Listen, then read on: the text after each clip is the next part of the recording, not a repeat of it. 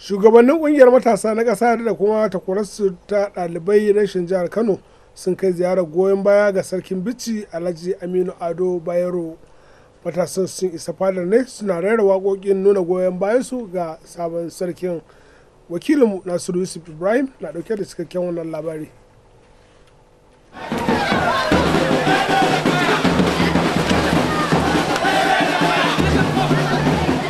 Tawagar wadda ta kunshi samari da 'yan mata sun yi wa garin Bichi cibiyar masarautar ta Bichi tsinke don yin mubaya'a ga Sarkin Bichi Alhaji Aminu Ado Bayero. Matasan sun yi jerin gwano tun daga babban titin da ya haɗa jihar Kano da ta Katsina zuwa fadar mai martaba Sarkin Bichi ɗauke da rubuce-rubucen da ke bayyana goyon bayan su ga mai martaba sarki. A jawabin da suka gabatar a fadar, shugaban Majalisar Matasa ta ƙasa reshen jihar Kano Comrade Kabiru Ado Lakwaya da takwaransa na kungiyar ɗalibai 'yan asalin jihar Kano ta ƙasa Comrade Aliyu mai kasuwa Rano sun ce ƙirƙiro masarautar zai inganta harkar tsaro a yankin saboda kusanto da masarauta kusa da jama'a. Dalilin da yasa muka zo mun zo domin mu bayyana mubaya'ar mu ga mai martaba Sarkin Bichi bisa kasancewa wannan ƙirƙiro masarautu guda 4 da gwamnatin Kano ta yi a wannan lokaci ne da ya dace, musamman in ka dubi yanayin da al'umma suke na ƙauyuka, cewa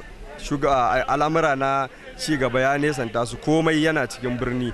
Irin wannan abin da aka yi mun tabbatar zai kawo ci gaba a ƙauyuka, musamman nan gundumar Bichi in ka kula babban wuri ne, yana da an matso da ainihin shugabanci da masarauta kusa da talakawa kai tsaye, wanda sabanin ruwa a baya akalla duk abin da ya faru kafin wani samu dama ya kai korafi ga babban masarauta, wataƙila sai ya je birni sai ya yi biye-biye ya yi kaza, amma yanzu masarauta ta dawo kusa da su, kuma na tabbata ci gaba da samun aikace-aikace da ayyukan yi zai karu a wayannan yankuna, wannan gunduma. A jawabin da ya gabatar, mai martaba Sarkin Bichi Alhaji Aminu Ado Bayero ya gode wa matasan da ɗaliban bisa ziyarar da suka kai masa, kana ya hore su da su zamo masu ɗa'a.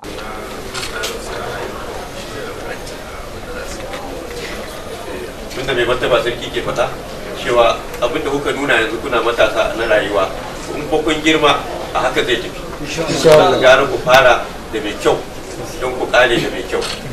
Zuwa yanzu mutane daga masarautar Bichi da sauran sassa daban-daban na jihar nan na ta tururuwa zuwa fadar don yi wa Sarkin Bichi mubaya'a. Nasiru Yusuf Ibrahim ɗauke da rahoton.